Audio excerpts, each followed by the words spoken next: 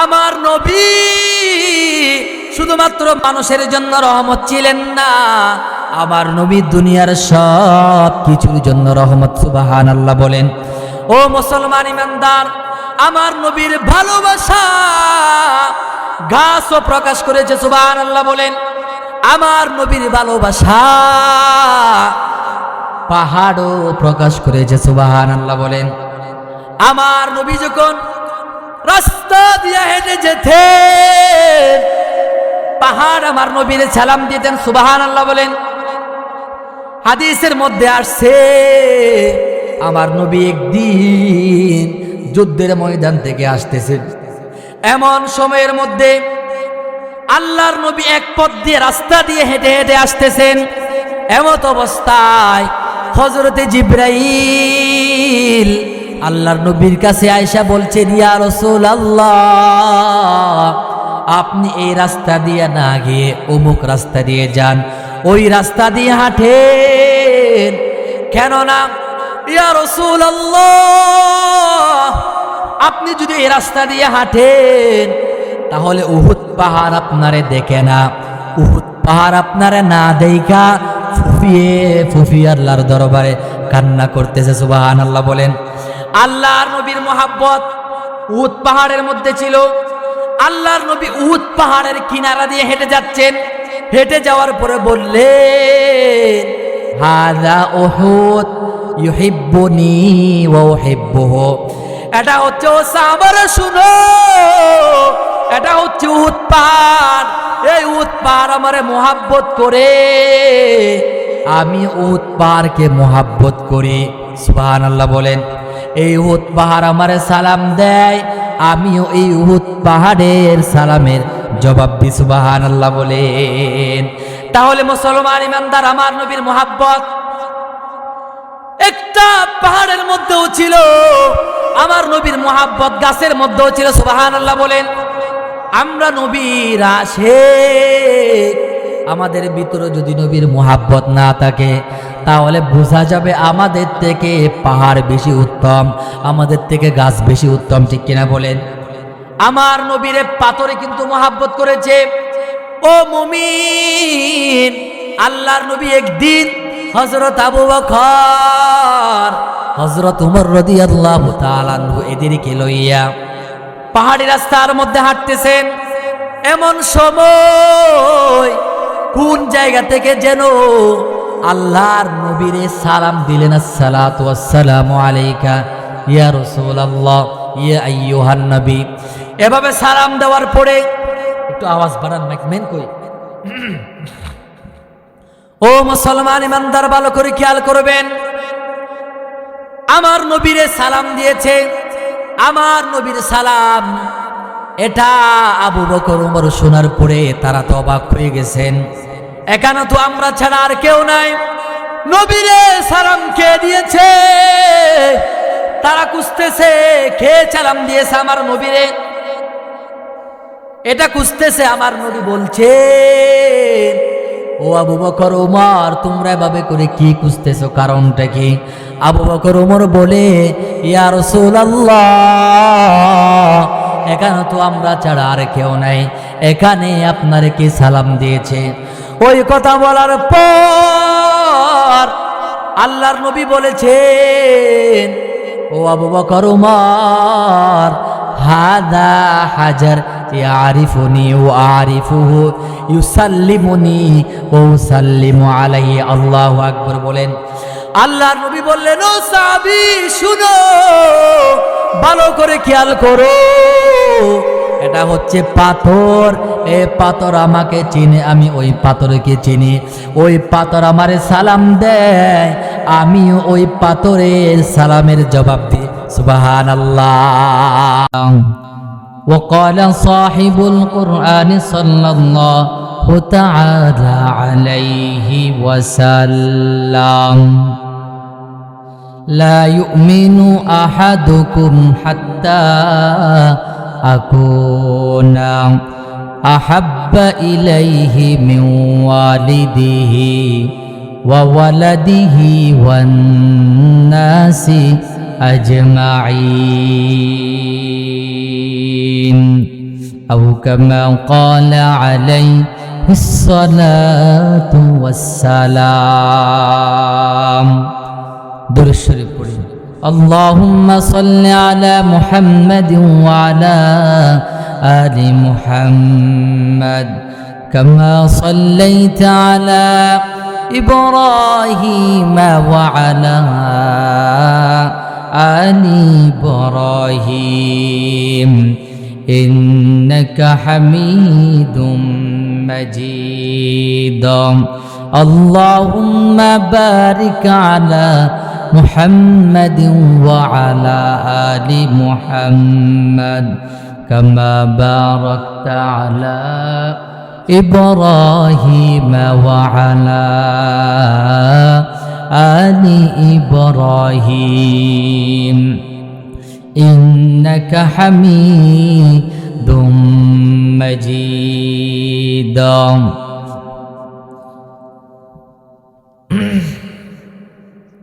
ঐতিহ্যবাহী কক্সবাজার জেলাধীন চকরিয়া উপজেলার অন্তর্গত কোনাকালী ইউনিয়ন ৮ নম্বর ওয়ার্ড আব্দুল হাকিম পাড়ার তাওহীদি জনতা ইসলামী সংগঠনের উদ্যোগে আয়োজিত ইসলামী মহাসম্মেলনের সম্মানিত সদস্য সভাপতি, আমার সামনে উপবিষ্ট দিন প্রিয় ইসলাম প্রিয় তাওহীদের ঝান্ডাবাহী মুরব্বী বাবা ও যুবক ভাইয়েরা, পর্দার আড়ালে অবস্থানরত আমার শ্রদ্ধেয় মা ও বোনেরা, সর্বপ্রথম শুকরিয়া আদায় করছি ওই মহান রব্বুল আলামিনের, যে মহান রব্বুল আলামিন অত্যন্ত দয়া করে মায়া করে মুহাব্বত করে ভালোবেসে আল্লাহ তাআলার প্রিয় জায়গা এই মাহফিলে এসে আল্লাহ তাআলার কালাম থেকে কিছু আলোচনা শ্রবণ করার জন্য শোনার জন্য যে মহান মালিক আমাদেরকে তৌফিক দান করেছেন, সেই মহা মালিকের দরবারে আমরা সবাই অন্তর থেকে মুহাব্বতান শুকরিয়া আদায় করে বলে উঠছি আলহামদুলিল্লাহ। এই যে আমরা একটু কষ্ট করে আলহামদুলিল্লাহ উচ্চারণ করলাম, এই আলহামদুলিল্লাহ বলার মধ্যে আমাদের লাভ আছে নাকি ক্ষতি আছে? কেমন লাভ? রাসূলুল্লাহ সাল্লাল্লাহু আলাইহি ওয়াসাল্লাম হাদিসের মধ্যে ইরশাদ করেছেন, قال رسول الله صلى الله عليه وسلم الحمد لله تملأ الميزان। আল্লাহর নবী বয়ান করেছেন, আমার কোন উম্মত যদি ইখলাসের নিয়তে হৃদয় থেকে ভক্তি সহকারে একবার যদি আলহামদুলিল্লাহ উচ্চারণ করে, ওই একবার আলহামদুলিল্লাহ উচ্চারণ করার কারণে কাল কিয়ামতের ময়দানে যেই দিন মা তার সন্তানের পরিচয় দেবে না, সন্তান তার বাবা মায়ের পরিচয় দেবে না, এমন সংকটময় মুহূর্তে আল্লাহ রাব্বুল আলামিন আমাদের পাল্লা, নেকির পাল্লাটাকে আল্লাহ সওয়াব দিয়া পরিপূর্ণ করে দিবেন। সুবহানাল্লাহ বলেন, আল্লাহু আকবার। আলহামদুলিল্লাহ। আপনাদের আওয়াজ কিন্তু অনেক বড়। এইমাত্র ওয়াজ করে আইতেছি বহদ্দার কাটা থেকে, উনাদের চেয়ে আলহামদুলিল্লাহ আপনাদের আওয়াজ অনেক উচ্চ।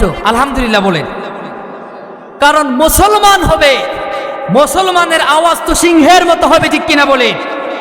মুসলমান গর্জন দিবে, আল্লাহর নামে তাকবীর দিবে, নারে তাকবীরের স্লোগান দিবে। এই স্লোগানের কারণে কাফেরদের অন্তরের ভিতরে, বুকের ভিতরে কম্পন সৃষ্টি হয়ে যেতে হবে, ঠিক কিনা বলেন? আজকে আমার বাংলাদেশে মুসলমানদের কণ্ঠের আওয়াজ ছোট হয়ে গেছে।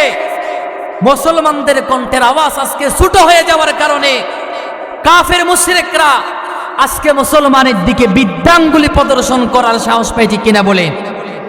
চোখ রাঙিয়ে তাকানোর সাহস পায়। আজকে যদি মুসলমানদের কণ্ঠের আওয়াজ হযরতে উমরের মতো হতো, মুসলমানদের কণ্ঠের আওয়াজ যদি হযরতে আলীর মতো হতো, হযরতে খালিদ বিন ওয়ালিদের মতো যদি হতো, হযরতে সালাউদ্দিন আইয়ুবী, তারিক বিন জিয়াদের মতো যদি হতো, তাহলে কোন কাফের, কোন বেঈমান মুসলমানের দিকে বিদ্যাঙ্গুলি প্রদর্শন করার সাহস পেত না, ঠিক কিনা বলেন? আজকে মানুষ নিজেদের আওয়াজকে তারা ছোট করে ফেলেছে, অন্যায়ের প্রতিবাদ করে না। এজন্য তো বাংলাদেশের মতো ৯২% মুসলমানের দেশে আজকে কাফের মুশরিক হিন্দুরা মুসলিম নারীকে দর্শন করার সাহস পেয়ে, ঠিক কিনা বলেন? আপনারা হয়তো শুনেছেন গত 4-5 দিন আগের ঘটনা, ঢাকা ধামরাই নামক এক এলাকার মধ্যে এক মুসলমান দম্পতি এক হিন্দু বাড়িতে বেড়াতে গিয়েছেন। সেখানে তাদেরকে সেখান থেকে ধৈর্য নিয়ে গিয়ে অন্য জায়গার মধ্যে নিয়ে গিয়ে কিছু কুখ্যাত হিন্দুত্ববাদী সংগঠন, ইসকনের সংগঠনরা, কিছু হিন্দু যুবক তারা ওই মুসলিম মেয়েকে পালাক্রমে দর্শন করেছে। নাউজুবিল্লাহ বলেন। সকালবেলা স্বামী তার স্ত্রীকে নিয়ে ওই এলাকার মেম্বারের কাছে বিচার দিতে গিয়েছে। এলাকার মেম্বার ছিল হিন্দু। এলাকার মেম্বার এটার বিচার না করে উল্টা ওই স্ত্রী এবং স্বামীকে পিটায়া এলাকা ছাড়া করেছে। গোটা বাংলাদেশ আজকে নির্বাচনের আমেজ আছে, এটার প্রতিবাদ হচ্ছে না। যদি পক্ষান্তরে কোনো একটা হিন্দু মেয়ের দিকে যদি মুসলমান যুবক কুনজরেও যদি তাকাইতো, বাংলাদেশের মধ্যে প্রতিবারের ঝড় উঠত কিনা বলেন। বিশেষ করে ভারত থেকে, বিশেষ করে ভারতের মধ্যে খুব গরম হয়ে যেত, কারণ ভারত তো বাংলাদেশের উপরে সবসময় চায় দাদাগিরি করতে, ঠিক কিনা বলে। কিন্তু আমরা বলতে চাই 24-এর গণঅভ্যুত্থানের পরে বাংলাদেশের মানুষ সচেতন হয়ে গেছে। বাংলাদেশের মানুষ আর ভারতীয় গোলামি আর চায় না, ঠিক কিনা বলেন। আমরা ভারতীয় দাদাগিরি আর মেনে নিব না, ঠিক কিনা বলেন। এই ভারতীয় আধিপত্যবাদ বাংলাদেশের মানুষ আর মেনে নিতে চায় না, ঠিক কিনা বলেন। আমরা পরিষ্কারভাবে বলতে চাই, ভারত মাঝে মধ্যে আমাদেরকে হুমকি দেয়, বলে যে বাংলাদেশের চট্টগ্রাম নিয়ে যাবে, খুলনা কুমিল্লা তারা নিয়ে যাবে, বলে কি বলে না। আমরা বলতে চাই ভালো কথা, আসো বাংলাদেশের মধ্যে আসো, আমরা তোমাদের সাথে খেলতে প্রস্তুত, ঠিক কিনা বলে। বাংলাদেশে এসে দেখো, খুলনা কুমিল্লা চট্টগ্রাম না, তোমাদের কল্লা কেটে বাংলাদেশে রেখে দেওয়া হবে, ঠিক কিনা বলেন। আমরা বলতে চাই, তোমরা যদি গৌর গোবিন্দের ভূমিকায় অবতরণ হও, তাহলে আমরা শাহজালাল ইয়ামানির ভূমিকায় অবতরণ হয়ে তোমাদেরকে বিতাড়িত করবে, ঠিক কিনা বলেন। মুসলমানদের নারে তাকবীরের স্লোগান পর্যন্ত তারা ভয় পায়, ঠিক কিনা বলেন। গত কিছুদিন পূর্বে ভারতীয় কিছু দাদা বাবুরা আমার বাংলাদেশের চাপাই নবাবগঞ্জে এসে বাংলাদেশের জায়গা জমি দখল করেছিল। বাংলাদেশের যুবকরা, বাংলাদেশের মানুষ নারে তাকবীরের স্লোগান দিয়ে সামনে এগিয়ে গিয়েছে। নারে তাকবীরের স্লোগান যখন দিয়েছে, ওই হিন্দুরা পিছনে পালাতে বাধ্য হয়েছে, ঠিক কিনা বলেন। গোটা বাংলাদেশ দেখেছে, ফেসবুকের মাধ্যমে, ইউটিউব, ইন্টারনেটের মাধ্যমে দেখেছে, গোটা বিশ্ব দেখেছে। তাদেরকে আমরা মনে করিয়ে দিতে চাই, ভারত তারপরে বাংলাদেশ, মুসলমানদের নারে তাকবীর এত শক্তিশালী। গৌর গোবিন্দ যখন এখানে শাসন করেছিল, মুসলমানদের উপরে নির্যাতন করেছিল, শাহজালাল ইয়ামানি নারে তাকবীরের স্লোগান দিয়ে যখন বাংলার জমিনে এসেছে, গৌর গোবিন্দ পালাতে বাধ্য হয়েছে, ঠিক কিনা বলেন। এজন্য বলতে চাই, ভারতীয় আগ্রাসন, আধিপত্য আমরা আর মেনে নিতে চাই না। সামনে যারা ক্ষমতায় আসবেন তাদেরকে পরিষ্কার ভাষায় বলতে চাই, ভারতপন্থী হয়ে রাজনীতি করলে কিন্তু চলবে না, ঠিক কিনা বলেন। ভারতপন্থী হলে চলবে না। ভারতপন্থী যদি হন, জনগণ আপনাদেরকে লাল কার্ড দেখাবে, ঠিক কিনা বলেন। যেই আসেন না কেন, আমরা জানি না কে আসে, জনগণ যাদেরকে নির্বাচিত করবে তারা আসবে। আমি আপনাদেরকে বলবো না অমুকরে ভোট দেন, অমুকরে ভোট দেন, এটা আমি বলবো না, জীবনও বলবো না। এই যে শহীদ উসমান হাদি, শুনেছেন হয়তো আপনারা, উসমান হাদিকে হত্যা করা হয়েছে, শুনেছেন না? ঢাকার মধ্যে, আমরা তো ঢাকা থাকি, ঢাকার খবর জানি। অবস্থা খুব খারাপ। ওই উসমান হাদিকে গুলি করে হত্যা করা হয়েছে। কেন করা হয়েছে জানেন আপনারা? সে ইসলামের পক্ষে কথা বলতো, দেশপ্রেম নিয়ে কথা বলতো, ভারতীয় আধিপত্যবাদ আগ্রাসনের বিরুদ্ধে সে কথা বলতো। এই জন্য ভারতের 5টা গোলামরা মিলে তাকে শহীদ করেছে, ঠিক কিনা বলেন। আমরা বলতে চাই, অন্তর্বর্তীকালীন সরকার, আপনারা হাজার হাজার মানুষের রক্তের উপরে আপনারা ক্ষমতার মধ্যে বসেছেন। আপনাদেরকে কিন্তু মানুষ খুব আশা কইরা ক্ষমতার মধ্যে বসাইছেন, কিন্তু আপনারা মাস চলে গেছে, উসমান হাদির হত্যা হয়েছে, মাস চলে গেছে, মাস চলে যাওয়ার পরও এখনো পর্যন্ত আপনারা তাদের বিচার করতে পারেন নাই, উসমান হাদির হত্যার বিচার করতে পারেন নাই। আপনারা যদি উসমান হাদির একটা দৃষ্টান্তমূলক যদি একটা বিচার করতে পারতেন, হয়তো জনগণ আপনাদেরকে স্মরণ রাখত। আমরা বলতে চাই, সামনে যারা ক্ষমতায় আসবেন, অনেকে বলে অমুক কার্ড দিবে, তমুক কার্ড দিবে, এই দিবে, সেই দিবে। আমরা বলতে চাই, এতগুলা লোভ দেখায় লাভ নাই। আপনারা বলুন জনগণের সামনে, আমরা ক্ষমতার মধ্যে আসলে ইনসাফ প্রতিষ্ঠা করব, ঠিক কিনা বলেন? এটা যদি বলতে পারেন, বাংলাদেশের মধ্যে শান্তিতে ভরে যাবে, বাংলাদেশে অন্যায় আর হতে পারবে না, ঠিক কিনা বলেন? আপনারা বলুন, আমরা ক্ষমতায় আসলে উসমান হাদির হত্যার বিচার করব, ঠিক কিনা বলেন? এটা আপনারা বলেন, জনগণ আপনাদেরকে ভোট দিবে, যে হন না কেন। আমরা পরিষ্কারভাবে দাবি জানাই, উসমান হাদির হত্যাকারী যারা, তাদেরকে খুঁজে বের করে দৃষ্টান্তমূলক শাস্তির ব্যবস্থা করতে হবে, ঠিক কিনা বলেন? তাহলে আসুন, আমি আপনাদেরকে বলতেছিলাম,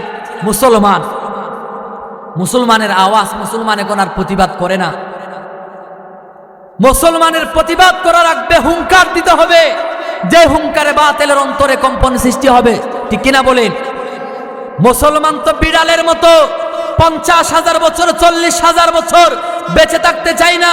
বছরের পর বছর মুসলমান বেঁচে থাকতে চায় না। মুসলমান সিংহের মতো গর্জন দিয়ে একদিন 1 ঘন্টা বেঁচে থাকতে চাই, ঠিক কিনা বলেন? আমরা অন্যায়ের বিরুদ্ধে প্রতিবাদ করব, ঠিক কিনা বলেন? অন্যায়ের বিরুদ্ধে যে যার জায়গা থেকে যদি আমরা প্রতিবাদ করতে পারি, তাহলে এই বাংলাদেশ থেকে অন্যায় বন্ধ হয়ে যাবে, বাংলাদেশ শান্তিতে ভরে যাবে, ঠিক কিনা বলেন? তাহলে আসুন, বলতেছিলাম, আলহামদুলিল্লাহ আমরা মাহফিলের মধ্যে আসলাম, আয়সা খুশি নাকি? সবাই নবীকে ভালোবাসি তো ইনশাআল্লাহ, আলহামদুলিল্লাহ। কিন্তু সবার ভিতরে ভালোবাসা কিন্তু এক না, ভিন্ন আছে, ঠিক কিনা বলেন? যেমন উদাহরণ দিলে বুঝবেন, টাকা কিন্তু প্রত্যেকের পকেটে আছে, তাই না? টাকা কিন্তু প্রত্যেকের পকেটে আছে। কারো পকেটে 2 টাকা, কারো পকেটে 200 টাকা, কারো পকেটে 2000 টাকা, কারো পকেটে 2 লক্ষ টাকা, কারো পকেটে 2 কোটি টাকা, ঠিক কিনা বলেন? সেরকম ভাবে মুহাব্বতের দাবি করি আমরা, মুহাব্বতের মধ্যে বেশ কম আছে।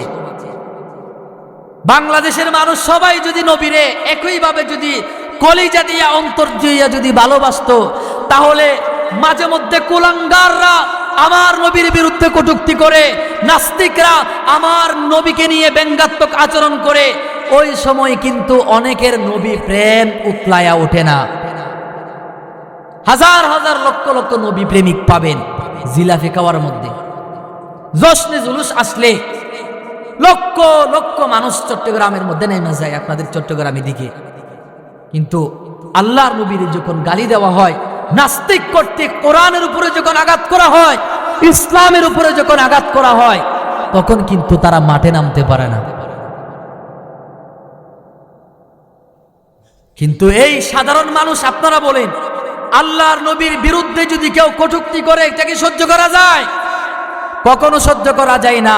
আমার মার নিয়ে কটূক্তি করো, আমার বাবাকে গালি দাও, আমারে গালি দাও, আমি সহ্য করতে পারবো। আমার কলিজার টুকরা প্রিয় নবী মুহাম্মদুর রাসূলুল্লাহর নিয়ে যদি কেউ কটূক্তি করে, সেটা কখনো সহ্য করা যাবে না, ঠিক কিনা বলেন? আমরা বলতে চাই, অন্তর্বর্তীকালীন সরকার, আপনারা হয়তো কিছুদিনের মধ্যে বিদায় নেবেন, কিন্তু এমন একটা শাস্তি করে যান, যারা ইসলামের বিরুদ্ধে কথা বলবে, যারা আমার নবীরে গালি দিবে, কোরআনের বিরুদ্ধে যারা কথা বলবে, কোরআনকে নিয়ে যারা বিরূপ মন্তব্য করবে, এদের জন্য এমন একটা আইন তৈরি করে যান, যাতে এদেরকে যারা কেউ যদি এরকম করে, তারে দৃষ্টান্তমূলক এমন শাস্তি দেওয়া হবে, জনসম্মুখে তারা ফাঁসি দেওয়া হবে।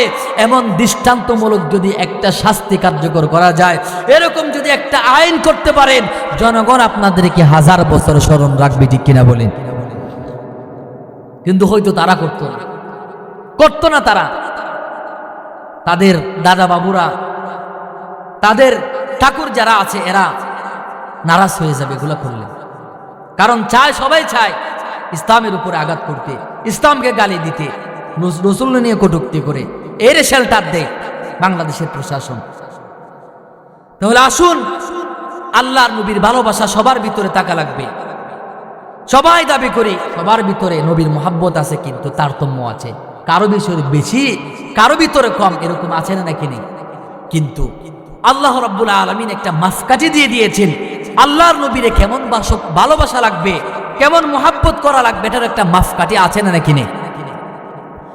ও মুসলমান ইমানদার, ভালো করে খেয়াল করবেন, আল্লাহ রাব্বুল আলামিন কোরআনে কারীমের মধ্যে ঘোষণা করে দিয়েছেন, কুল ইন কানা আবাউকুম ওয়া আবনাউকুম ওয়া ইখওয়ানুকুম ওয়া আজওয়াজুকুম ওয়া আশীরাতুকুম ওয়া আমওয়ালুন ইকতারাফতুমুহা ওয়া তিজারাতুন তাখশাউনা কাসাদাহা ومساكن ترضونها أحب إليكم من الله ورسوله وجهاد في سبيله فتربصوا حتى يأتي الله بأمره।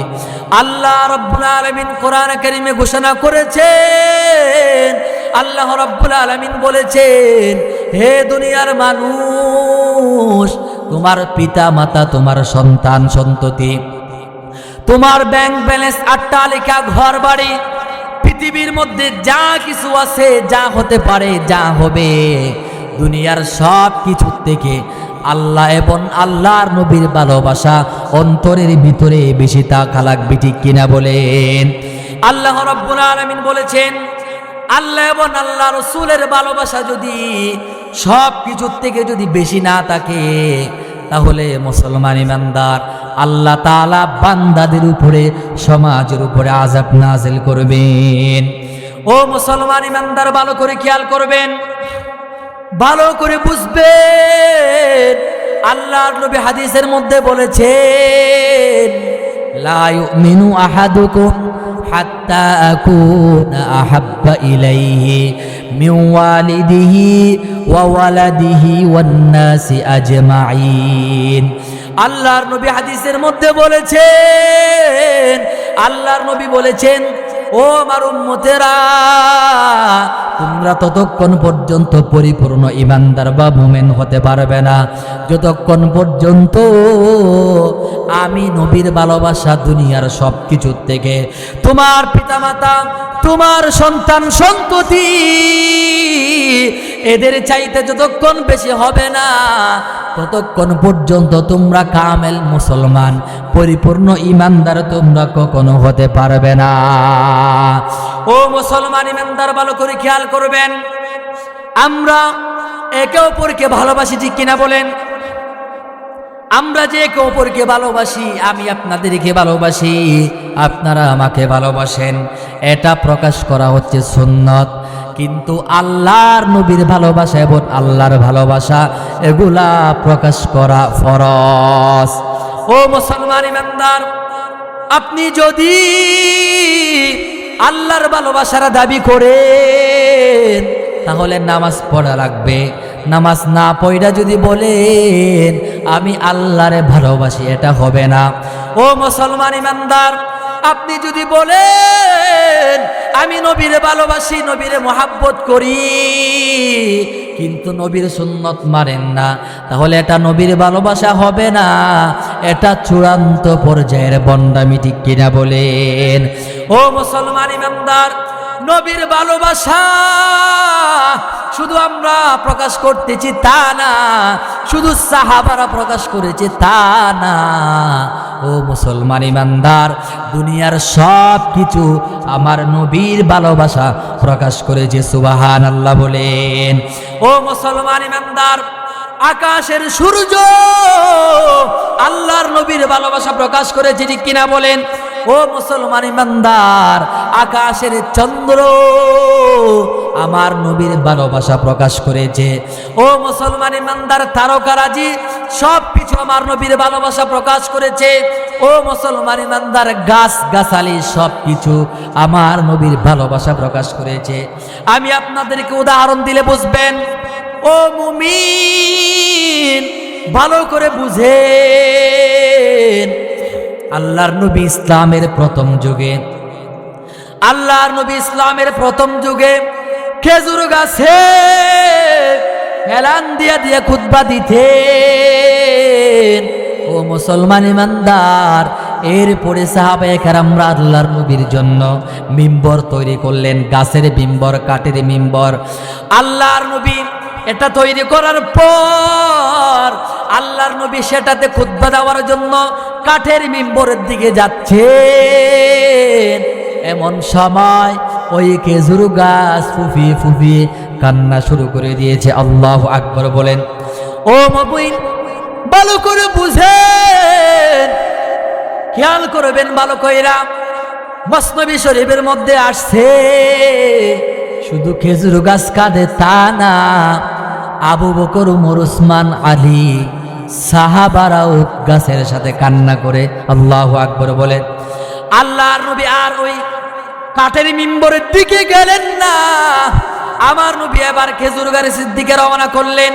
হাঁটি হাঁটি পা পা করে আল্লাহর নবী খেজুর গাছের কাছে চলে যাওয়ার পরে মা যেরকম ভাবে সন্তানের কান্না থামানোর জন্য, মা যেভাবে সন্তানের কান্না বন্ধ করার জন্য পিঠে হাত বোলা দেয়, আমার নবী খেজুর গাছে জড়ায়া ধইরা খেজুর গাছের পিঠে হাত বোলা দিয়ে দিয়ে বলতেছে, ও খেজুর গাছ কাঁদিস না, কাঁদিস না, আমি আল্লাহর কাছে দোয়া করি আল্লাহ তাআলা তোরে কিয়ামত পর্যন্ত হায়াত দান করবেন। ওই কথা বলার পরে খেজুর গাছ বলে, ও নবী আমি তো কিয়ামত পর্যন্ত হায়াত পাওয়ার জন্য কাঁদি না, ও নবী এতদিন পর্যন্ত আপনি আমার সাথে হেলান দিয়া দিয়া খুতবা প্রদান করেছেন, ও নবী এখন কাঠের মিম্বর তৈরি হয়ে গেছে, এখন তো আপনি আমারে আর হেলান দিয়া দিয়া খুতবা প্রদান করবেন না। ইয়া রাসূলুল্লাহ কিয়ামত পর্যন্ত হায়াত পাওয়ার জন্য কাঁদি না, আমি আপনার কাছ থেকে ওয়াদা নিতে চাই কিয়ামতের ময়দানে আপনি আমারে ভুলে যাবেন না, এটার আপনি ওয়াদা দেন। সুবহানাল্লাহ। দেখছেন নি মুসলমান ইমানদার, খেজুর গাছের ভিতরে নবীর মুহাব্বত। আল্লাহু আকবার বলেন। ও মুমিন, আমার নবী তো শুধুমাত্র মানুষের নবী ছিলেন না, আমার নবী দুনিয়ার সব কিছুর জন্য রহমত ছিলেন। আল্লাহ রাব্বুল আলামিন নিজের পরিচয় দিতে গিয়া কোরআনে কারীমের মধ্যে বলেছেন আলহামদুলিল্লাহি রাব্বিল বলেন আলামিন। আর আল্লাহ রাব্বুল আলামিন আমার নবীর পরিচয় দিতে গিয়া বলেছেন ওয়া মা আরসালনাকা ইল্লা রাহমাতাল লিল আলামিন। আল্লাহু আকবার। ও মুসলমান ইমানদার, আল্লাহর পরিচয় রব্বুল আলামিন, আর আমার নবীর পরিচয় হচ্ছে রহমাতাল লিল আলামিন। ও মুসলমান ইমানদার, আমার আল্লাহ তাআলা जहां तक रुबूबियत खुदा की नबूबियत वहां तक मुस्तफा की। सुबहान अल्लाह बोलेन। ও মুমিন, আমার আল্লাহ তাআলা সেই জায়গার জন্য রব, আমার নবী সেই জায়গার জন্য রহমত। সুবহানাল্লাহ বলেন। ও নবী উম্মে রহমত লকব পানে ওয়ালা, মুরাদে গরিবো কি বরলানে ওয়ালা, मुसीबत में गैरों के काम आने वाला, वो अपने पराये का गम खाने वाला, फकीरों का मलजा ज़ईफ़ों का मावा, यतीमों का वाली गुलामों का मौला, उतर कर हेरा से सुये कौम आया, और एक नसखाए के मिया साथ लाया। আল্লাহু আকবার বলেন। ও মুসলমান ইমানদার, দেখছেন নি পাথরের ভিতরও নবীর মুহাব্বত, নবীর ভালোবাসা ছিল। সুবহানাল্লাহ বলেন। ও মুসলমান ইমানদার, সাহাবায়ে কেরাম তো আল্লাহর নবীর জন্য জীবন দিয়ে ফেলছেন। আল্লাহু আকবার বলেন। ঘটনা শোনাইলে বুঝবেন। হযরত সাদ রাদিয়াল্লাহু তাআলা আনহু একদিন আল্লাহর নবীর সামনে বৈশা বৈশা কান্নাকাটি করে। হযরত সাদ কাঁদে। হযরত সাদ যখন কাঁদে, আল্লাহর নবী বলছেন, ও সাদ তুমি কেন কান্নাকাটি করো, কারণটা কি? সাদ বলে, ইয়া রাসূলুল্লাহ, আমি এত কালো, এমন কালো একজন মানুষ, আমার মতো কালো বিশ্রী মেয়েকে মদিনার কোন মেয়েরা বিয়ে করতে চায় না। আমার মন বলছে, ইয়া রাসূলুল্লাহ, আমি যেহেতু কালো, আমি যেহেতু বিশ্রী, আমার মতো কালো বিশ্রী মানুষকে হয়তো আল্লাহ তাআলা জান্নাতে পর্যন্ত দিবেন না, এই জন্য আমি কান্নাকাটি করি। আল্লাহর নবী বললেন, ও সাহাবী, কান্না করিও না। কে বলেছে? কে বলেছে মদিনার মেয়েরা তোমারে বিয়ে করো না? কে বলেছে? ও আমার সাদ, আমি ঘোষণা করে দিলাম, এই মদিনার সবচেয়ে সুন্দরী মেয়ে তোমারে বিয়ে করবে। সুবহানাল্লাহ বলেন। এই মদিনার সবচেয়ে সুন্দরী মেয়ে তোমার স্ত্রী হবে। আল্লাহর নবী বললেন, ও সাদ, হযরত ইবনুল ওয়াহাবের কাছে যাও, ইবনুল ওয়াহাবের কাছে যাও, আমার পক্ষ থেকে তার মেয়েকে তোমার জন্য প্রস্তাব দাও। এই কথা বলার পর হযরত সাদ রাদিয়াল্লাহু তাআলা আনহু আশ্চর্য হয়ে গেলেন। হযরত সাদ বলেন, ইয়া রাসূলুল্লাহ, এমনিতে মদিনার সাধারণ মেয়েরা আমি সাদকে বিয়ে করতে চাই না, আর ইবনুল ওয়াহাব তো মদিনার বড় নেতা, ইবনুল ওয়াহাব মদিনার বড় সরদার, আর ইবনুল ওয়াহাবের মেয়ে বড় সুন্দরী, মদিনার সেরা সুন্দরী, এ তো আমার অবশ্যই নিশ্চয় আমারে বিয়ে করতে চাইবে না। ইয়া রাসূলুল্লাহ, আমার সাথে এটা কি রকম তামাশা করছেন আপনি? আল্লাহর নবী বলেন, ও সাহাবী, তুমি যাও, ইবনুল ওয়াহাবের কাছে যাও। ওই কথা বলার পর হযরত সাদ ইবনুল ওয়াহাবের বাড়িতে গেছেন। হযরত সাদ রাদিয়াল্লাহু তাআলা আনহু চলে যাওয়ার পর ইবনুল ওয়াহাবকে বলছেন, আপনার মেয়েকে আল্লাহর নবী আমার জন্য প্রস্তাব করেছেন।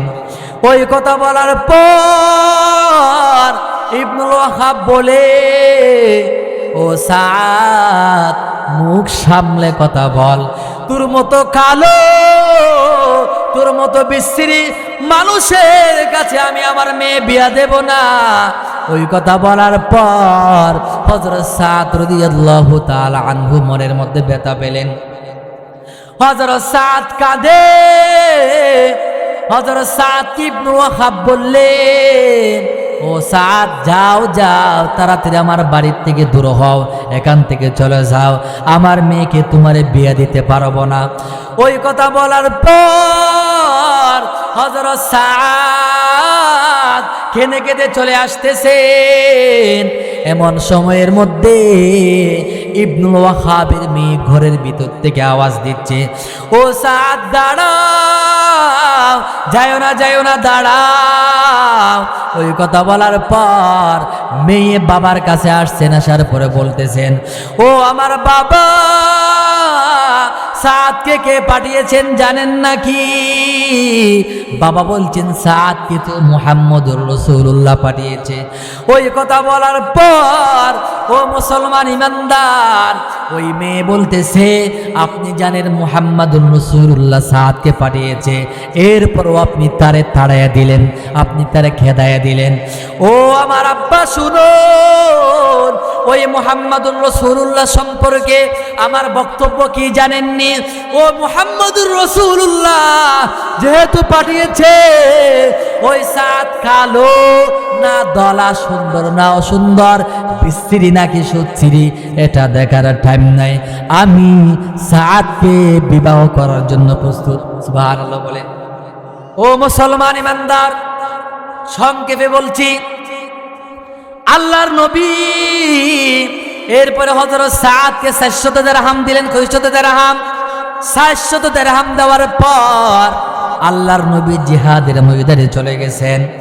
আল্লাহর নবী জিহাদের ময়দানে চলে যাবার পর ও মুমিন ভালো করে বুঝবেন, এদিকে সাদ রাদিয়াল্লাহু তাআলা আনহুকে বলছেন, ও সাদ তোমারে 400 দিরহাম দিলাম, 200 দিরহাম দিয়া বিবির মহরানা দিবা, আর 200 দিরহাম দিয়ে বিবির জন্য জরুরি জিনিসপত্র কিনবা, মাল সামানা ক্রয় করবা। ওই কথা বলার পর আমার নবী যুদ্ধের ময়দানে, জিহাদের ময়দানে চলে গেছেন। এদিকে হযরত সাদ রাদিয়াল্লাহু তাআলা আনহু বিবাহের বাজার শুরু করে দিয়েছেন। একদিন হঠাৎ করে হযরত সাদ বিবাহের বাজার করে, বিবাহের বাজার করা প্রায় শেষ, এমন সময় হযরত সাদের কানে আওয়াজ, হযরত সাদের কানে আওয়াজ আসছে, মুহাম্মদুর রাসূলুল্লাহ উহুদের ময়দানে দন্দান শহীদ হয়ে গেছে। আল্লাহর নবী উহুদের ময়দানে মার খায়। এই কথা শোনার পর হযরত সাদ রাদিয়াল্লাহু তাআলা আনহু একবার আকাশের দিকে তাকায়, আরেকবার জমিনের দিকে তাকায়। এক পর্যায়ে হযরত সাদ দোকানদারকে বলছেন, ও দোকানদার ভাই, আপনার কাছে কি তলোয়ার আছে নাকি? দোকানদার বললেন, কেন? সাদ বললেন, দোকানদার ভাই, আমার নবী যুদ্ধের ময়দানে মার খাবে, আমার নবী জিহাদের ময়দানে কষ্ট করবে, আর আমি শান্তি করব, আমি বিবাহ করব, এটা কখনো হতে পারে না। আমিও যুদ্ধের ময়দানে চলে যাব, আমারে তলোয়ার দাও। ওই কথা বলার পর দোকানদার ভাই বলতেছে, ও সাদ ইবনুল ওয়াহাব মদিনার বড় নেতা, ইবনুল ওয়াহাবের মেয়ে বড় সুন্দরী, মদিনার সেরা সুন্দরী, তারে বিয়া না করলে তুমি লসে পড়বা, তোমার লস হবে, যুদ্ধের ময়দানে যেও না, তারে তুমি বিয়া করে ফেলো। হযরত সাদ বলেন, না না, আমি পারবো না, আমার নবী মার খাবে, আর আমি এখানে বিবাহ করে শান্তিতে থাকবো, তা হতে পারে না। ও দোকানদার ভাই, তাড়াতাড়ি আমার তলোয়ার দিয়া দেন, তলোয়ার দিয়া দেন। হযরত সাদ রাদিয়াল্লাহু তাআলা আনহু তলোয়ারে নিয়ে নিলেন। এরপর আরেকটা ঘোড়া নিলেন, আরেকটা কালো কাপড় নিলেন। আল্লাহু আকবার বলেন। ও মুসলমান ইমানদার, হযরত সাদ ভাবলেন, আমি যদি এখন জিহাদের ময়দানে চলে যাই, আমার নবী মনের মধ্যে কষ্ট পাবেন, আমার নবী হয়তো বলতে পারেন, ও সাদ, আমি তোমাকে বিবাহ করার জন্য পাঠিয়েছি, আমি তো তোমার যুদ্ধের ময়দানে আসতে বলি নাই, আমি তো তোমারে যুদ্ধ করার জন্য, আমি তো তোমার বিবাহ করার জন্য পাঠিয়েছি, যুদ্ধের প্রয়োজন নাই, এরকম বলেছিলাম। ও সাদ, তুমি কেন যুদ্ধের ময়দানে আসছো, এটা বলতে পারে। এই জন্য নবীজি যেন না চিনে, এই জন্য মুখের মধ্যে কালো কাপড় বেঁধে ফেললেন। হযরত সাদ মুখের মধ্যে কালো কাপড় বাঁধা জিহাদের ময়দানে অবতরণ হয়ে গেছে, যুদ্ধ করতেছে, এত বীরত্বের সাথে এত সুন্দর করে যুদ্ধ করতেছেন। হযরত সাদ রাদিয়াল্লাহু তাআলা আনহু কিতাবের মধ্যে আসছে, এমন যেন মনে হয় হযরত সাদের প্রতিটা পশম থেকে আগুনের স্ফুলিঙ্গ বের হচ্ছে। আল্লাহু আকবার বলেন। অনেকগুলা কাফেরকে দুনিয়া থেকে বিদায় করে দিয়েছেন। হযরত সাদ দীর্ঘক্ষণ পর্যন্ত যুদ্ধ করতে করতে করতে করতে এক পর্যায়ে ও মুসলমান ইমানদার বেঈমানের একটা তীর হযরত সাদের বুক বরাবর চলে আসছে। হযরত সাদ ঘোড়ার উপর থেকে পড়ে গেছে। হযরত সাদ রাদিয়াল্লাহু তাআলা আনহু মাটির মধ্যে গড়াগড়ি খাচ্ছে। হযরত সাদ রাদিয়াল্লাহু তাআলা আনহু মাটির মধ্যে গড়াগড়ি খাইতে খাইতে এক পর্যায়ে মুখের কালো কাপড় সরে গেছে। হযরত সাদ রাদিয়াল্লাহু তাআলা নূর মুখের কালো কাপড় সরে যাওয়ার পরে আল্লাহর নবীর চেহারা হযরত সাদের চেহারার উপরে পড়ে গেছে। ও মুমিন মুসলমান, ভালো করে খেয়াল করবেন। আর আল্লাহর নবী তাড়াতাড়ি চলে আসছেন। আল্লাহর নবী তাড়াতাড়ি চলে আসার পরে সাদকে উঠালেন। সাদকে উঠানোর পরে সাদের মাথা আল্লাহর নবীর রানের মধ্যে উঠে রাখলেন। রাখার পরে বলছেন, ও সাদ, আমি তো তোমার বিবাহ করতে পাঠিয়েছি, যুদ্ধের ময়দানে আসতে নিষেধ করেছিলাম, তুমি কেন যুদ্ধের ময়দানে চলে আসছ? সাদ বললেন, ইয়া রাসূলুল্লাহ, আমার মহাব্বত আমার অন্তরে বুক ভরা মহাব্বত, যদিও বা আমি কালো হতে পারে, কালো হইল আপনার মহাব্বত আমার অন্তরে বেশি আসে। সুবহানাল্লাহ বলেন। এই জন্য আমি থাকতে পারি না। আপনি মার খাবেন আর আমি বিবাহ করব, তা হতে পারে না। এই জন্য আমি জিহাদের ময়দানে চলে আসলাম। এই কথা বলতে বলতে এক পর্যায়ে হযরত সাদ রাদিয়াল্লাহু তাআলা শহীদ হয়ে গেছেন। হযরত সাদ মারা গেলেন। আল্লাহর নবী কাঁদে। হযরত সাদ মারা গেছেন, শহীদ হয়ে গেছেন। এই জন্য আল্লাহর নবী কান্নাকারি করতেছেন। ও মুসলমান ইমানদার, এক পর্যায়ে আল্লাহর নবী হেসে দিলেন। আল্লাহু আকবার বলেন। সাহাবায়ে কেরাম অবাক। আল্লাহর নবী খানার পরে কান্না করার পরে আবার হাসলেন। হাসার পরে আবার চেহারা একদিক থেকে আরেক দিকে ঘুরে আনিয়েছেন। ও মুসলমান ইমানদার, সাহাবায়ে কেরামরা অবাক। সাহাবায়ে কেরামরা বলে, ইয়া রাসূলুল্লাহ, আপনি একবার কাঁদলেন আর একবার হাসলেন, আবার চেহারা একদিক থেকে আরেক দিকে কেন আপনি ঘোরায় নিয়েছেন? কারণটা কি ইয়া রাসূলুল্লাহ? আমার নবী বলেন, ও আমার সাহাবারা শুনো, আমার সাদ কালো মানুষ, কালো হওয়ার পরও আমার এত মহাব্বত করেছে, ভালোবেসেছে। আমার সাদের উপরে আল্লাহ তাআলা খুশি হয়ে গেছে, আমিও খুশি হয়েছি। আমার সাদ মারা গেছে, এই জন্য আমি নবীও কান্না করেছি।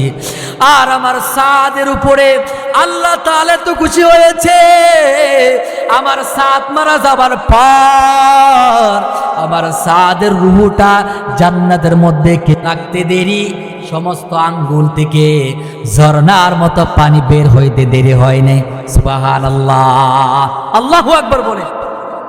ও মুসলমান ইমানদার, আরো শুনবেননি আপনারা? ও মুমিন, আল্লাহর নবী একদিন জুমার খুতবা দিচ্ছেন। এমন সময় একজন সাহাবী এসে বললেন, ইয়া রাসূলুল্লাহ, এই মদিনার মধ্যে বৃষ্টি নাই, বৃষ্টির জন্য আমাদের কষ্ট হচ্ছে, আমাদের এই যে গরু ছাগল যা আছে, আমাদের জন্তুরা পানি খেতে পারতেছে না, বৃষ্টির সংকট। আপনি একটু আল্লাহর কাছে দোয়া করুন, আল্লাহ তাআলা যেন বৃষ্টি নাযিল করে। ও মুসলমান ইমানদার, ওই কথা বলার পর আল্লাহর নবী হাত উত্তোলন করেছেন। আল্লাহর কাছে হাত উত্তোলন করতে দেরি, আল্লাহ তাআলা বললেন, ও জিবরাইল তাড়াতাড়ি যাও, মিকাইল তাড়াতাড়ি যাও, আমার নবী বৃষ্টির জন্য দোয়া করেছেন, হাত নিচে নামাবার আগে বৃষ্টির ব্যবস্থা করো। সুবহানাল্লাহ। হাত তুলতে দেরি হয়েছে, বৃষ্টি চলে আসছে। সুবহানাল্লাহ বলে। ও মুসলমান ইমানদার, শুক্রবারে বৃষ্টি, শনিবারে বৃষ্টি, রবিবারে বৃষ্টি, যেতে যেতে আগামী শুক্রবার পর্যন্ত বৃষ্টি। সাহাবী এসে বললেন, ইয়া রাসূলুল্লাহ, বৃষ্টি আর দরকার নেই, এখন তো আমরা আমাদের গরু ছাগল রাখার জায়গা পাচ্ছি না, সব ডুবে গেছে। আল্লাহর কাছে দোয়া করুন, আল্লাহ যেন বৃষ্টি বন্ধ করে, আল্লাহ তাআলা যেন রূপ নাযিল করে। সাহাবী বলছেন, আল্লাহর নবী আকাশের দিকে হাত উত্তোলন করলেন। হাত উত্তোলন করতে দেরি, আল্লাহ তাআলা বৃষ্টি বন্ধ করতে দেরি করেন নাই। সাহাবারা বলেছেন কেমন জানি মনে হয়েছে আমার নবী মদিনার আকাশ থেকে হাতে ইশারা কইরা যেন বৃষ্টি সরাইয়া দিলেন। হাতে ইশারা কইরা যেন আল্লাহর নবী বৃষ্টি সরাইয়া দিয়েছেন। সুবহানাল্লাহ বলে, আল্লাহু আকবার কবীরা। দেখছেন আমার নবীর মুজিজার কথা। আরেকটা কথা আমি আপনাদেরকে বলি, আমার নবীরে নির্যাতন করা হয়েছে। আল্লাহর নবী যখন মক্কার মধ্যে ছিলেন, নির্যাতনের কারণে মক্কা থাকতে পারে নাই, মক্কা ছেড়ে আমার নবী চলে গিয়েছেন, মদিনার মধ্যে চলে যাচ্ছেন। ওই অনেকগুলা মুজিজা আছে, একটা মুজিজা আমি আপনাদেরকে বলি। ও মুসলমান ইমানদার, ভালো করে খেয়াল করবেন। আল্লাহর নবী এবং হযরত আবু বকর মদিনার দিকে রওনা করেছেন। গারে সুরের মধ্যে 3 দিন অবস্থান করেছিলেন। গারে সুর থেকে বের হয়ে আবার মদিনার দিকে চলে যাচ্ছেন। আল্লাহর নবী আবু বকরকে বললেন, ও আবু বকর, আমার তো খিদা লেগেছে, কোনো ঘর দেখা যায় কিনা দেখো, কোনো ঘর পাইলে তাদের কাছ থেকে কিছু খাবার চাও যেন আমরা খাইতে পারি। হযরত আবু বকর কিছুক্ষণ পরে একটা ঘর দেখতে পেলেন, ওই ঘরের মধ্যে চলে গেলেন। হযরত আবু বকর চলে যাওয়ার পর বললেন, আপনাদের আমরা কিছু মুসাফির মানুষ মক্কা থেকে মদিনার মধ্যে যাচ্ছি। ওই কথা বলার পর ওই আবু বকর বললেন, ও উম্মে মাবাদ, ওই মেয়ের নাম ছিল উম্মে মাবাদ, ওই মেয়েকে বলছেন আপনার বাড়িতে যদি কোনো খাবার থাকলে আমাদেরকে দান করেন। ও মুসলমান ইমানদার, ওই মহিলা বলছে, না না না, আমি তো এমনিতে সবারই মোহাব্বত করি, আমি তো এমনিতে মানুষদেরকে মেহমানদারি করি প্রতিদিন, কিন্তু আজকে আমাদের অবস্থা খুব খারাপ, আজকে আমি আপনাদেরকে মেহমানদারি করতে পারবো না।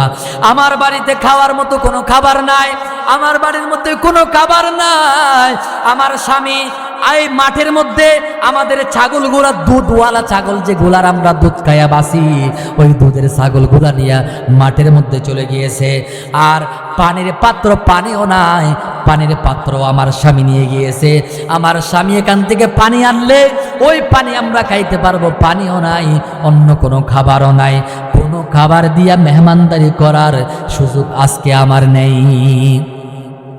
ও মুসলমান ইমানদার, এই কথা বলার পর ভালো করে বুঝবেন, আল্লাহর নবী বললেন, ওই যে আপনার বাড়িতে এক পাশে একটা ছাগল দেখা যাচ্ছে, এটাকে ওই মেয়েটা বললেন, ওই ছাগলটা দুর্বল ছাগল, রোগাক্রান্ত ছাগল, ওই ছাগলটা হাঁটতে পারে না, ওই ছাগল দুর্বল, ওই ছাগল অসুস্থ। এই জন্য আমার স্বামী ওই ছাগলকে মাঠে ময়দানে চড়াইতে নিয়ে যান নাই। ও মুসলমান ইমানদার, এই জন্য আমার স্বামী সেটাকে রেখে গেছেন।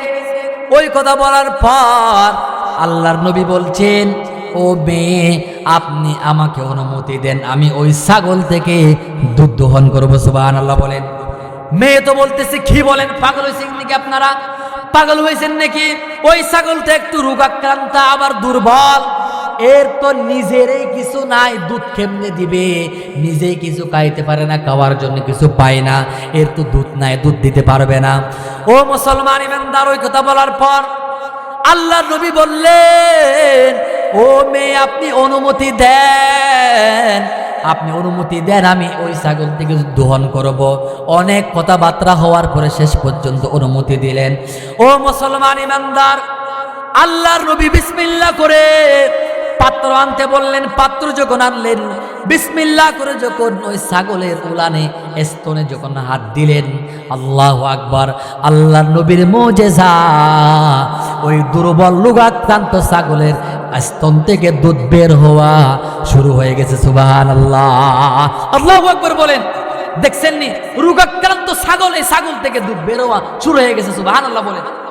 ও মুসলমান ইমানদার, আল্লাহর নবী দুধ দোহন করে আবু বকরকে, ওই মহিলাকে, ওই মহিলার সন্তানকে খাওয়াইলেন। খাওয়ানোর পরে আল্লাহর নবী দুধ পান করলেন। আল্লাহর নবী দুধ পান করার পর, ও মুসলমান ইমানদার, আল্লাহর নবী এর পরে এদেরকে দুধ পান করে নিজে খাইয়া আবার মদিনার দিকে রওনা করলেন।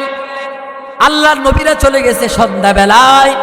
ওই মহিলার স্বামী ঘরের মধ্যে আসছেন, ওই মহিলার স্বামী ঘরের মধ্যে আসার পরে ওই মহিলার স্বামী দেখতেছে ঘরের মধ্যে মেশকো আম্বরের খুশবু, মেশকো আম্বরের খুশবু ভু ভু করতেছে, আর বাড়ির মধ্যে দুধ দেখা যাচ্ছে। স্বামী তো অবাক হয়ে গেছে, ও বিবি কি হয়েছে, কি হয়েছে, বাড়ির মধ্যে এত খুশবু কেন, কারণটা কি?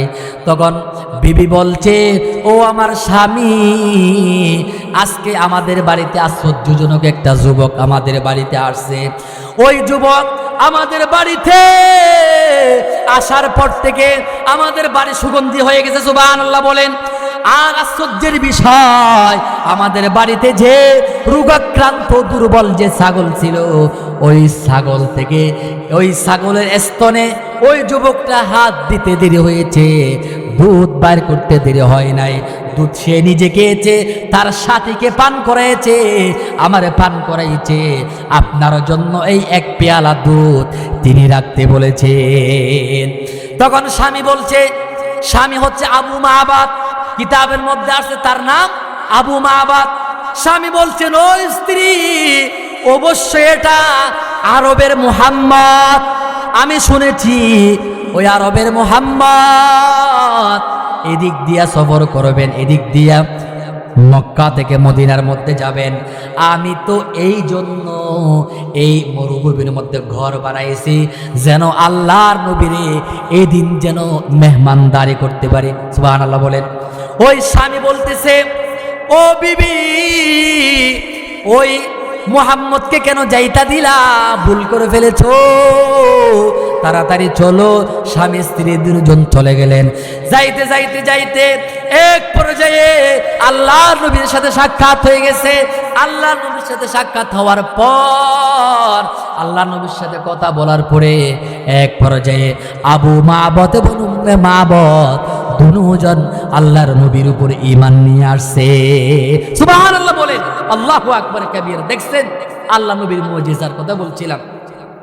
ভালো লাগে আপনাদের এগুলো শুনতে? কার কার খারাপ লাগে হাত তোলেন তো। ভালো লাগে? আলহামদুলিল্লাহ, আলহামদুলিল্লাহ, আলহামদুলিল্লাহ বলেন। লিল্লাহি তাকবীর, আরো জোরে, লিল্লাহি তাকবীর। আল কোরআনের আলো, আল হাদিসের আলো, এই স্লোগানটা আমরা আরো ভিন্নভাবে দিতে পারি। কিভাবে? আল কোরআনের আলো হৃদয়ে হৃদয়ে জালো। কিভাবে? হৃদয়ে হৃদয়ে জালো। কারণ আল্লাহর কোরআন যখন কোন মানুষের হৃদয়ে জ্বলবে, আল্লাহর কোরআন দিয়া তার হৃদয় আলোকিত হবে। ওই আলোকিত হৃদয় দিয়া তার নিজে আলোকিত হবে, নিজের পরিবারকে আলোকিত করবে, নিজের সমাজকে, নিজের গোটা দেশকে আলোকিত করবে। ঠিক কিনা বলেন? ও মুসলমান ইমানদার, আজকে আল কোরআনের সমাজ, আল কোরআনের শাসন কি আজকে আমার দেশে আছে? নেই, নেই। আজকে যদি আমার দেশে আল কোরআনের শাসন থাকতো, তাহলে কোনো চুর চুরি করার সাহস পেত না, কোনো দুর্নীতিবাজ দুর্নীতি করার সাহস পেত না। ঠিক কিনা বলে? পাইতো? কোনো দর্শনকারী দর্শন করার সাহস পেত না। ঠিক কিনা বলে? আজকে আল কোরআন নাই, আল কোরআনের শাসন নাই, এজন্য এত অপরাধ, এত অপরাধ, এত অন্যায় হচ্ছে। আমরা আশা রাখি ইনশাআল্লাহ আমার এই বাংলাদেশ একদিন কোরআনের শাসনে শাসিত হবে। ঠিক কিনা বলেন? আল কোরআন দিয়ে শাসন হবে একদিন ইনশাআল্লাহ। এদেশের আকাশে একদিন কালিমার পতাকা উঠবে। ঠিক কিনা বলেন? সেদিন বেশি দূর নয়, যেদিন দিল্লির আকাশে কালিমার পতাকা উঠবে। সেদিন বেশি দূর নয়, যেদিন আমেরিকার ওয়াশিংটনে কালিমার পতাকা উঠবে। ঠিক কিনা বলেন? এমন একটা সময় আসবে, গোটা পৃথিবী আল্লাহর কোরআনের শাসনে শাসিত হবে। তখন মানুষের আর কোনো দুঃখ থাকবে না, মানুষের সমাজে আর কোনো অন্যায় অনাচার থাকবে না। ঠিক কিনা বলেন? কারণ কোরআন যেখানে, সেখানে সবকিছুর সমাধান। ঠিক কিনা বলেন? সেখানে আর কি অন্যায় থাকতে পারে না। সমাধান চাও যদি, বলেন বলেন গান তো, সমাধান চাও যদি জীবনে মরণে, ফিরে যাও খুঁজে নাও।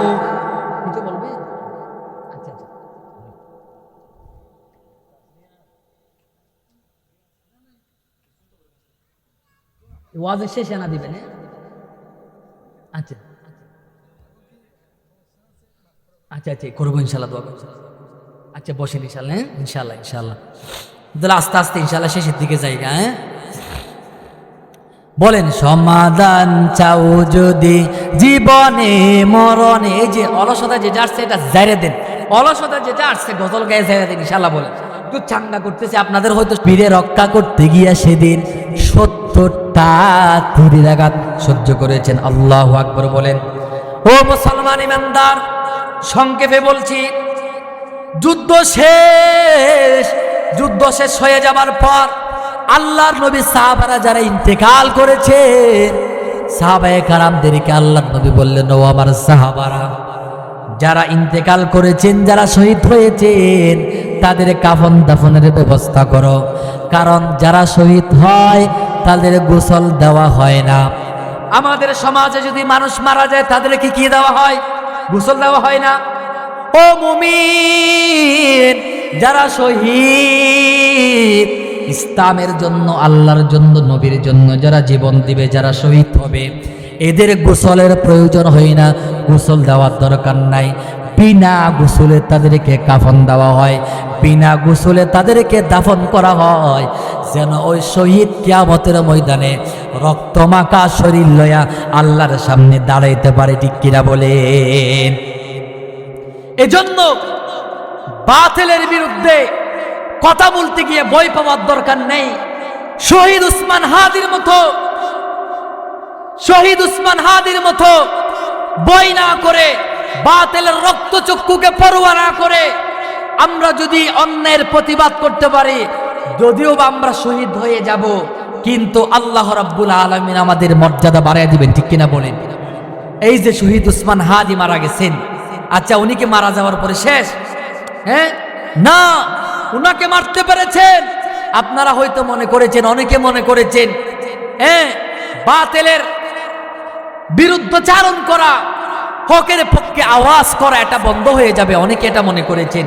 ভারতীয় আগ্রাসনের বিরুদ্ধে কথা বলা বন্ধ হয়ে যাবে, অনেকে সেটা মনে করেছেন। কিন্তু বাংলাদেশের যুবকরা শপথ নিয়েছে, এক হাদি লুকান্তরে গেছে, এক হাদিকে হত্যা করা হয়েছে, কিন্তু লক্ষ লক্ষ যুবক বাংলাদেশের এখন হাদি হতে প্রস্তুত। ঠিক কিনা বলেন? আমরা নিজেরা হাদি। ঠিক কিনা বলেন? আমরা অন্যায়ের বিরুদ্ধে লড়ে যাব। ঠিক কিনা বলেন? অন্যায়ের বিরুদ্ধে লড়ে যাব। অন্যায়ের বিরুদ্ধে আমরা, অন্যায়ের জন্য কোনো আপোষ করতে আমরা রাজি নই। আমরা অন্যায়ের বিরুদ্ধে অবশ্যই কথা বলবো। ঠিক কিনা বলেন? আল্লাহ তাআলা তৌফিক দান করুক, আমিন বলেন।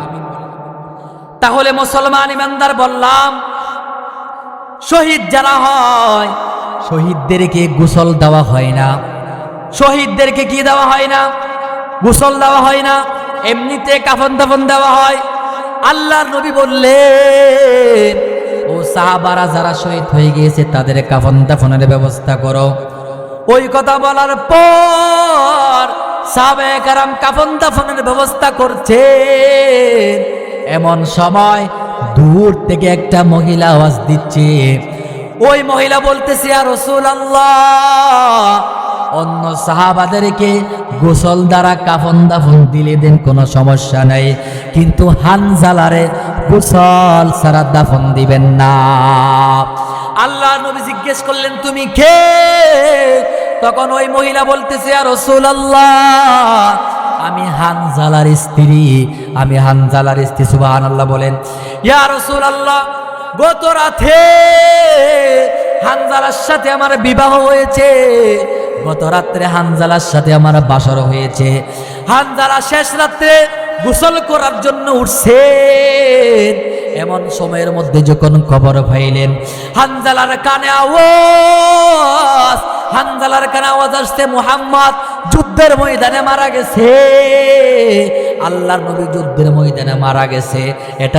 এটা মিথ্যা খবর, যদিও বা মিথ্যা খবর, এই খবরটা যখন এই যে হযরত হানজালার কানের মধ্যে যখন চলে আসছেন, হানজালা বলছেন, আমার নবী যেহেতু মারা গিয়েছে, আমি বেঁচে থাকার কোনো দরকার নাই, আমিও যুদ্ধের ময়দানে গিয়ে শহীদ হয়ে যাব। হানজালা স্ত্রী বলছেন, ইয়া রাসূলুল্লাহ, হানজালা এসে বলছেন, ও আমার বিবি, বিদায় দিয়ে দাও, বিদায় দিয়ে দাও, বিদায় দিয়ে দাও। আর হয়তো তোমার সাথে সাক্ষাৎ না হতে পারে, বেঁচে থাকলে সাক্ষাৎ হবে, অন্যথায় তোমার সাথে কিয়ামতের ময়দানে এবং জান্নাতের মধ্যে তোমার সাথে সাক্ষাৎ হবে। এই কথা বইলা হানজালা যুদ্ধের ময়দানে চলে আসছেন। ইয়া রাসূলুল্লাহ, হানজালা যুদ্ধ করতে করতে করতে শহীদ হয়ে গেছে। হানজালার গোসলের ব্যবস্থা করেন, কারণ হানজালা মারা যাওয়ার সময় শারীরিকভাবে নাপাক ছিল। ওই কথা বলার পর আল্লাহর নবী সাহাবাদেরকে বললেন, ও সাহাবারা, হানজালার গোসলের ব্যবস্থা করো। সাহাবায়ে কেরামরা হানজালার লাশ খুঁজে, কিন্তু হানজালার লাশ পাওয়া যায় না। আল্লাহর নবী চেহারা কালো করে ফেললেন। চেহারা যখন কালো করলেন, হযরত জিবরাইল চলে আসছেন। আসার পরে বললেন, ও নবী, মন ছোট করবেন না, হানজালা আপনারে মোহাব্বত করেছে। আপনার মোহাব্বত হানজালার অন্তরে ছিল। আমার আল্লাহ তাআলা হানজালার উপরে এত খুশি হয়ে গেছে, আমার আল্লাহ রাব্বুল আলামিন হানজালার গোসলের ব্যবস্থা দুনিয়ার পানি দিয়ে করেন নাই। আমার আল্লাহ তাআলা সিদ্ধান্ত নিয়েছেন জান্নাতি পানি দিয়া ফেরেশতাদের মাধ্যমে হানজালার গোসলের ব্যবস্থা আল্লাহ তাআলা করতেছেন। ও নবী, চিন্তিত হওয়ার কোনো কারণ নাই। সাহাবায়ে কেরামরা বলছেন, কিছুক্ষণ পর আমরা মাঠের মধ্যে দেখতে পেলাম হানজালার লাশ। হানজালার চুল থেকে দাড়ি বেয়ে বেয়ে বেয়ে, চুল থেকে এবং দাড়ি থেকে টপ টপ করে তাজা গোসলের পানি বেয়ে বেয়ে পড়ছে। সুবহানাল্লাহ। তাহলে বুঝাতে চেয়েছিলাম, আল্লাহর নবীর ভালোবাসা ছিল, আমার নবীর ভালোবাসা মোহাব্বত ছিল, এই জন্য আল্লাহ তাআলা তাদেরকে দামি বানিয়েছেন। আমি এবং আপনিও যদি মোহাব্বত করি, আল্লাহ তাআলা দামি বানাবেন কি বানাবেন না? বানাবেন কি বানাবেন না? নবীর মোহাব্বত সবার ভিতরে থাকার দরকার আছে না নাকি নাই? ও মুমিন, আমি কিন্তু আগেও বলেছি, আমার নবীরে শুধু যে মানুষ ভালোবাসে তা না, আমার নবীর দুনিয়ার সব কিছু ভালোবাসে। আমার নবী দুনিয়ার মধ্যে আসার আগে পর্যন্ত দুনিয়ার সব কিছু আমার নবীরে ভালোবেসেছে। সুবহানাল্লাহ বলেন। ও মুসলমান ইমানদার, আপনারা তো অবাক হয়ে যাবেন, আল্লাহর নবীর জন্ম হওয়ার পূর্বে আল্লাহর নবীর পিতা ইন্তেকাল করেছেন। পিতা আব্দুল্লাহ মারা গিয়েছেন। জানেন কি জানেন না আপনারা? ও মুমিন মুসলমান, হযরতে আমেনা রাসূলুল্লাহর মা। ও মুসলমান ইমানদার, একবার মক্কার মেয়েরা আব্দুল মুত্তালিব রাসূলের দাদা এর কাছে আয়েশা বিচারে দিচ্ছে, ও আব্দুল মুত্তালিব, আপনার সন্তান তো মারা গিয়েছে। আপনার সন্তানের বিবি আমেনা আপনার সন্তান মারা যাওয়ার পর, স্বামী মারা যাওয়ার পর পুষ্প ব্যবহার করে, সুগন্ধি ব্যবহার করে, আমেনার সুগন্ধি, আমেনা যেদিকে যায় সুগন্ধি বেরোয়। আল্লাহু আকবার বলেন। আমেনা যেত সুগন্ধি ব্যবহার করে, স্বামী মারা গিয়েছে, স্বামী মারা যাবার পরে এত সুগন্ধি ব্যবহার করা তো ভালো না। এটা বলার পর আব্দুল মুত্তালিব কিন্তু নিজের বৌমারে ডাকলেন। বৌমারে ডাকার পরে বললেন, ও আমার বৌমা, মক্কার মেয়েরা এই কথাগুলো বলতেছেন। এটা বলার পর আমেনা বললেন, ও আমার শ্বশুর আব্বু, আমি কি করতাম? আমার এই বাচ্চা যখন আমার পেটে আসছে, ওই দিন থেকে আমার শরীর থেকে এত মেশকাম্বরের সুগন্ধি বেরোয়। আমি কি করতাম? আমি যেদিকে যাই সেদিকে সুগন্ধি হয়ে যায়। আমার এই সন্তান যখন আমার পেটে আসছে, আমার আদম থেকে শুরু কইরা সমস্ত পয়গম্বররা আমার স্বপ্নে এসে সালাম দেয়। হযরত আদম সালাম দেয়, ইব্রাহিম সালাম দেয়, হযরত মরিয়ম সালাম দেয়, হযরত আসিয়া, আয়েশা, আমি আপনার সালাম দেই। সুবহানাল্লাহ বলেন। ও আমার শ্বশুর আব্বা, আমার এই পেটে বাচ্চা আসার পর থেকে আমি যখন এই মদিনার পাথরি জমিনের মধ্যে যখন আমি হাঁটি, মদিনার পাথর নরম হয়ে যায়, তুলার মতো নরম হয়ে যায়, আমি যেন কষ্ট না পাই। সুবহানাল্লাহ বলেন। ও আমার শ্বশুর আব্বু, আমি যখন কূপের মধ্যে যাইতাম পানি আনতে, যখন কূপের মধ্যে যখন যাইতাম, কূপ থেকে পানি উঠান লাগে কষ্ট কইরা, বালতি দিয়া উঠান লাগে, রশি দিয়া বালতি নিচে ফেলা, এরপরে পানি ওঠার লাগে। ও আমার শ্বশুর আব্বু, আমার এই বাচ্চা পেটে আসার পর থেকে যখন আমি পানির জন্য যাই, বালতি দিয়া পানি কূপের উপরে ওঠানোর দরকার পড়ে না, স্বয়ং পানি কূপের উপরে আমার জন্য চলে আসে। সুবহানাল্লাহ বলে। মদিনার মেয়েরা বলতো, ও আমেনা দাঁড়াও, তুমি যতক্ষণ থাকো এতক্ষণ পর্যন্ত পানি উপরে থাকে, আমাদের পানি নিতে কষ্ট হয় না। আমেনা দাঁড়াও, আমেনা দাঁড়াও, আমেনা দাঁড়াও, এটা বলতেন। আল্লাহু আকবার বলে।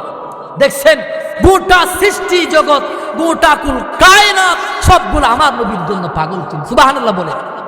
আল্লাহু আকবার। আরো আশ্চর্যের কথা কি জানেন? অন্য অন্য দুনিয়ার সাধারণ মেয়েরা তারা যখন গর্ভবতী হয় কত কষ্ট হয়, খাইতে পারে না, শুইতে পারে না, কি কষ্ট। যে মা সন্তান জন্মগ্রহণ করে, ওকে রাখো কোরআনে, ঠিক কিনা বলেন? আল্লাহর কোরআন যেখানে থাকবে, আল্লাহর কোরআন দিয়ে যখন সমাজ শাসন হবে, তখন সেখানে আর কোনো অন্যায়, কোনো দুর্নীতি থাকবে না, ঠিক কিনা বলেন? তাহলে আসুন, বলতেছিলাম রাসূলুল্লাহ সাল্লাল্লাহু আলাইহি ওয়াসাল্লামের ভালোবাসা সম্পর্কে, রাসূলুল্লাহ সাল্লাল্লাহু আলাইহি ওয়াসাল্লামের মুহাব্বত সম্পর্কে। আল্লাহর নবীর জন্য গোটা জগৎ ফানা ছিল। সুবহানাল্লাহ বলে। আল্লাহু আকবার। আল্লাহর নবীর জন্য গোটা জগৎ ফানা ছিল, পাগল ছিল। সুবহানাল্লাহ বলে। গোটা সৃষ্টি জগৎ আল্লাহর নবীর জন্য পাগল ছিল। হ্যাঁ, এই জন্য সবার ভিতরে, সবকিছুর ভিতরে যদি আমার নবীর ভালোবাসা থাকে, আমার ভিতরে ভালোবাসা থাকার দরকার আছে না নাকি নেই? হযরত ওমর একটা হাদিস আমি আপনাদেরকে শোনাই। আন আব্দুল্লাহ ইবনে হিশাম রাদিয়াল্লাহু তাআলা আনহু, কুন্না মা রাসূলিল্লাহ সাল্লাল্লাহু আলাইহি ওয়াসাল্লাম। হযরত আব্দুল্লাহ বিন হিশাম তিনি বলছেন, আমরা এক সময় আল্লাহর নবীর সাথে বসা আছি, এমন সময়ের মধ্যে ও আখিদুম বিয়াদি ওমর ইবনে খাত্তাব, আল্লাহর নবী হযরত ওমরের হাত এভাবে ধরে আছেন। এন সময়ের মধ্যে, অবস্থার মধ্যে, ও মুসলমান ইমানদার, হযরত ওমর আল্লাহর নবীর বলছেন, ইয়া রাসূলুল্লাহ, আমি আপনাকে আহাব্বু ইলাইয়া মিন কুল্লি শাইইন ইল্লা মিন নাফসি, ও নবী, আমি আপনাকে দুনিয়ার সব কিছুর চাইতে বেশি আপনাকে মুহাব্বত করি, ইল্লা মিন নাফসি, আমার জানের চাইতে, আমার প্রাণের চাইতে বেশি মুহাব্বত করি না। ওই কথা বলার পর নবীজি বলছেন, ও ওমর, তুমি এখনো পর্যন্ত পরিপূর্ণ ইমানদার হতে পারো নাই। ও ওমর, ভালো করে শুনো, যতক্ষণ পর্যন্ত তোমাদের অন্তরের ভিতরে, যতক্ষণ পর্যন্ত দুনিয়ার কোন উম্মতের ভিতরে আমি নবীর ভালোবাসা দুনিয়ার সব কিছুর চেয়ে যতক্ষণ পর্যন্ত বেশি হবে না, ততক্ষণ পর্যন্ত তোমরা পরিপূর্ণ ইমানদার হতে পারবে না। ওই কথা বলার পর হযরত ওমর বলেন, ইয়া রাসূলুল্লাহ, এখন আমি সিদ্ধান্ত নিয়ে নিলাম, আমি আপনাকে আমার জীবনের চাইতে বেশি মুহাব্বত করে ভালোবাসি। সুবহানাল্লাহ বলেন। এই জন্য নবীরে ভালোবাসার দরকার আছে না নাই? আরেকটা হাদিস শোনাই।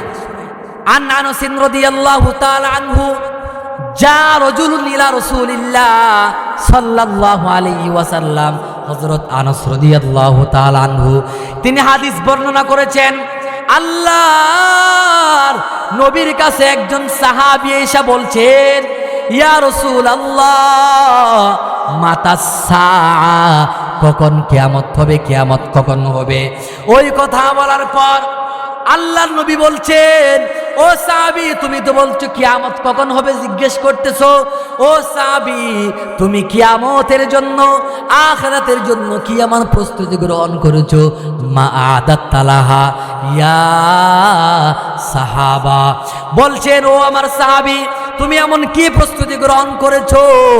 ওই সাহাবী বলছেন, ইয়া রাসূলুল্লাহ, তেমন কোনো প্রস্তুতি আমি গ্রহণ করতে পারি নাই, কিন্তু আমি আমার একটা আমল আছে, একটা প্রস্তুতি আছে, সেটা হচ্ছে তেমন আমল না করলো আল্লাহ এবং আল্লাহ রাসূলকে আমি আমার কলিজা দিয়া মহব্বত করি।